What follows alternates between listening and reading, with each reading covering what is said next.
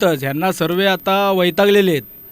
कारण की तानाशाही करत आहे आपल्यावरती. गेले कित्येक वर्ष झालं आपल्याला म्हणजे तू खाली आहेस तर तू खालीच दबून राहा, पुढे येऊच नको, अशी यांची प्रक्रिया चालू आहे. यांना वैताग. नमस्कार, मी नेहा गायकवाड. मेरा भारत समाचारमध्ये तुमचं मनपूर्वक स्वागत करते. आपण आहोत मुंबईच्या पोर्ट या प्रभागामध्ये आणि आपण पाहतोय की वंचित बहुजन आघाडी आणि काँग्रेस यांचा अलायन्सच्या मार्फत जे अधिकृत उमेदवार आहे विशाल सर, आज आपण त्यांच्याशी संवाद साधण्यासाठी आलेलो आहोत. प्रभाग क्रमांक 225 येथून आपण सरांशी संवाद साधणार आहोत. सर्वप्रथम सर, आपलं मेरा भारत समाचारमध्ये स्वागत आहे. आणि ज्याप्रमाणे आपण पाहतोय की हा जो एरिया आहे 225 प्रभाग क्रमांक, हा मुंबईचा मेन एरिया आहे आणि या मेन एरियामध्ये अशा कोणत्या ज्वलंत समस्या आहेत त्यांच्यासाठी आपण जे आहेत कार्य करणार आहात, आपलं अलायन्स कार्य करणार आहे.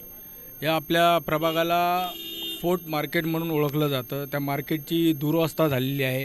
तिथे व्यापारी लोक व्यवस्थित व्यापार करू शकत नाही, कारण की शासकीय अडचणी आणि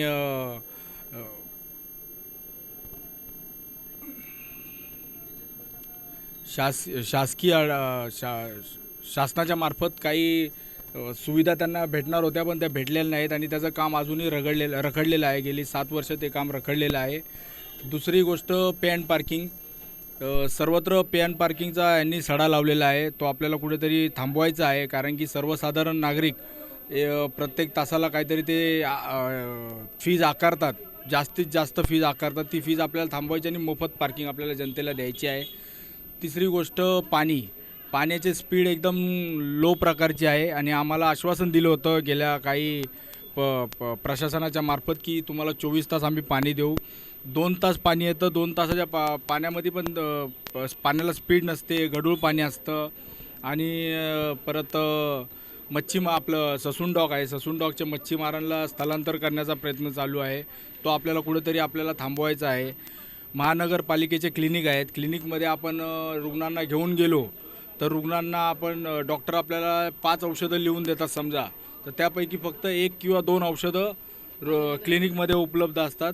बाकीचे 3 औषधं आपल्याला बाहेरून घ्यावी लागतात. तर सर्वसामान्य नागरिक तो खर्च करू नाही शकत. तर त्याकरिता मला प्रयत्न करायचे आहेत. त्यासाठी मी उमेदवारी अर्ज भरलेला आहे. श्रद्धेय बाळासाहेब आंबेडकरांनी माझ्यावरती विश्वास दाखवलेला आहे. काँग्रेसची मला साथ आहे. त्यामुळे मी लढणार, जिद्दीने लढणार आणि हे जनतेच्या ज्या ज्या समस्या आहेत त्याच्यावरती निवारण काढण्याचं काम करणार. ज्याप्रमाणे आता आपण म्हणालात की मूलभूत समस्या या महत्त्वाच्या आहेत आणि या मूलभूत समस्यांसाठीच प्रत्येकजण लढत असतं. आणि पाहायला गेलं तर ह्या सगळ्या ज्या समस्या आहेत त्या ज्वलंत आहेत, पण आपला मुख्य जो हे आहे तर कुठल्या गोष्टीकडे जास्त लक्ष असणार आहे. एज्युकेशनच्या संदर्भातलं म्हणलात की आरोग्यातल्या संदर्भातलं म्हणालात की, कारण का ह्या ठिकाणी ज्या आहेत त्या ज्या गव्हर्नमेंटच्या शाळा आहेत त्या खूप कमी प्रमाणामध्ये आहेत. त्या संदर्भात काय कार्य असणार आपलं? आता कुलाब्यातली आपली पब्लिक स्कूल आहे ती डेमोलाइज करून ठेवलेली आहे लोकांनी, कारण की धोकादायक इमारत म्हणून त्यांनी ती डेमोलाइज केली. आता तिथे एक प्रपोजल आणला आहे त्यांनी की अंडरग्राऊंड पार्किंग करणार, हे ते करणार. हे विद्यार्थ्यांना काय त्याची काही गरज नाही आहे ह्या गोष्टींची. त्याच्यावरती हे लोक फंडिंग उभा करतायत. तर ते टॉवर वगैरे उभा करतील, भविष्यात ते कमर्शियल या रेसिडेन्शियल लोकांना ती जागा वापरायला देतील. तर तेही कुठंतरी थांबलं पाहिजे. आणि त्यांना ते आपलं आता असं झालं आहे की 2000 विद्यार्थी आहेत तिथे, 500 विद्यार्थ्यांची बसायची जागा आहे. त्यांना तिथे 2000 विद्यार्थ्यांना तिथं डांबून ठेवल्यासारखं ठेवलेलं आहे. तर ते कुठंतरी झालं पाहिजे, थांबलं पाहिजे. विद्यार्थ्यांचं जे विद्यार्थी शिकतील तर आपला देश पुढे जाईल, पण हे शिक्षणाला पण कुठेतरी अडथळा निर्माण करते ही सरकार. तानाशाही सरकार आहे ही आणि घराणेशाही इथे चाललेली आहे. मी एकुलता एक असा उमेदवार आहे की मी चाळीतून आलेलो आहे. चाळीतला उमेदवार असून मी कुठून आयात केलेला उमेदवार नाही आहे. आमची 4थी पिढी इथे राहते. मी 4थ्या पिढीचा, माझा मुलगा 4थ्या पिढीचा आहे. आणि घराणेशाहीचे तर तुम्ही बघताय, इतर सर्व माझ्या समोर जेवढे पण उमेदवार आहेत ते घराणेशाहीचे आहेत आणि आयात केलेले आहेत. मी एकुलता एक असा उमेदवार आहे की मी या आपल्या प्रभागाची ज्या ज्या समस्या आहेत त्यांच्या नाडीशी एकनिष्ठ आहे, त्या नाडीशी निगडीत आहे मी. मला सर्व समस्या माहिती आहेत, पण समस्यांचं निदान आम्ही करायला गेलो तर आम्हाला काही जास्त एंटरटेन ते करत नाहीत, कारण की आपण कोण सत्तेत नाही आहोत. आपण जर आपल्यापैकी कोणतरी बहुजन वर्गातला सत्तेत गेला तर खरोखर या विभागाची, या प्रभागाची आणि पुढे जाऊन या विभागाची आपण कायापालट करू शकतो, असं मी तुम्हाला आश्वासन देतो. हा जो एरिया आहे हा अनेक धर्मीय आहे, बहुधर्मीय बाहुल हा एरिया आहे आणि याच्यामध्ये अनेक बाहेरची लोक पण येऊन वसलेली आहेत. तर साधारणपणे जेव्हा तुम्ही प्रचाराला जाता तर तुम्हाला कशा प्रकारचा प्रतिसाद मिळत आहे? उत्तम प्रकारचा प्रतिसाद आहे. सगळे मित्र आहे, खेळीमेळीचं वातावरण आहे. हा इलेक्शनचा जो काळ असतो हा ॲक्च्युली आपण याला एक उत्सव म्हणून साजरा केला पाहिजे. पण इथे काही तानाशाही लोक आहेत, ते तानाशाही करत आहेत. कोणाचे फॉर्म भरायला जात असतील तर त्यांना रोखत आहेत, त्यांना अडवत आहेत. आपल्या काय त्याला म्हणतात ते आपल्या ताकदीचा वेगळा उपयोग इथे लावत आहेत. म्हणजे जेणेकरून इकडची आपली संविधानाच्या आपण जे चौकटीत राहून सुखाने नांदत आहोत ते कुठंतरी हे लोक थांबवण्याचं काम करत आहेत. त्यामुळे जे सगळे खेळीमेळीचं वातावरण आहे असं आपलं म्हणणं आहे. ते कुठेतरी दूषित होतं आहे. यांच्या अशा वागणुकीमुळे कुठेतरी दूषित होतं आहे. हा उत्सव आहे, हा इलेक्शनचा एक आपला एक सण आहे, याला सणाप्रमाणे साजरी केलं पाहिजे. आता आम्ही परमिशन पण घ्यायला जातो तर परमिशन अशा रोखलेल्या आहेत की आम्हाला 6, 7, 8 तारीख दिली जाते. कारण की याच्या अगोदर त्यांनी अशा परमिशन टाकून ठेवलेल्या आहेत की कोणाला काही जागाच नाही भेटणार पुढे काही प्रचार करायला. तर हे एक चुकीचं आहे. शासनाने पण या गोष्टीची दखल घेतली पाहिजे की सर्वांना समान मार्ग दिले पाहिजे, सर्वांना समान वेळ दिला पाहिजे. सर्व जे उमेदवार उभे आहेत त्या सर्वांना व्यवस्थित जागा दिल्या पाहिजेत की बाबा आज तू इकडे जाशील तर तो तिकडे जाईल, तो तिकडे जाईल तर तू तिकडे जा. परंतु असं काही करत नाही आहेत. ज्यांचे पत्रक आले त्यांना पहिलं प्राधान्य देत आहेत आणि जास्तीत जास्त प्राधान्य देत आहेत.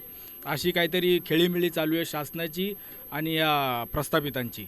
आता भाजपाचं पाहिलं तर केंद्रात सुद्धा सत्ता आहे आणि आपण पाहतो की आता सुद्धा सत्ता आहे, राष्ट्रात सुद्धा सत्ता आहे. त्यामुळे जर कुठेतरी एक असं वाटत आहे का की तरीसुद्धा आपण निवडून याल आणि त्याच्यानंतर मग त्यांना सडेतोड उत्तर देऊ शकता? निश्चितच ह्यांना सर्व आता वैतागलेले आहेत. कारण की तानाशाही करत आहे आपल्यावरती. गेले कित्येक वर्ष झालं आपल्याला म्हणजे तू खाली आहेस तर तू खालीच दबून राहा, पुढे येऊच नको, अशी यांची प्रक्रिया चालू आहे. यांना वैतागलेली जनता आहे आणि वैतागलेल्या जनतेचा मताचा कौल निश्चितच 5 नंबरचं बटन आपलं सिलेंडर निशाणी आहे त्याच्यात पडेल आणि भविष्यात जनतेच्या बळावरती मी निवडून येईल अशी मी इच्छा व्यक्त करतो. दादा शेवटचा प्रश्न घेते. आपली जी निशाणी आहे पंजा आहे आणि परत सिलेंडर आहे, बहुआघाडी यांचं तर चिन्ह आहे आणि प्लस काँग्रेस आहे, अलायन्स आहे. तर मग दोन्हीही गरजेचं आहे. सिलेंडरसुद्धा घरी लागतो आणि हाताचा हात आहे म्हणून आपण काम करू शकतो. तर ते तुम्ही मतदाराला कसं पटवून द्याल की काय महत्त्वाचं आहे? सिलेंडर हा जेव्हा पेटतो तेव्हा आपल्या आपल्या पोटापाण्याचा सर्व विषय मिटतो आणि हाताचा पंजा म्हणजे आपलं 5 नंबरचं बटन म्हणजे हे कुठेतरी सूत्र जुळून आलेले आहे आणि जुळून आलेल्या सूत्रातून काहीतरी चांगलं निश्चितच घडेल अशी मी आशा बाळगतो.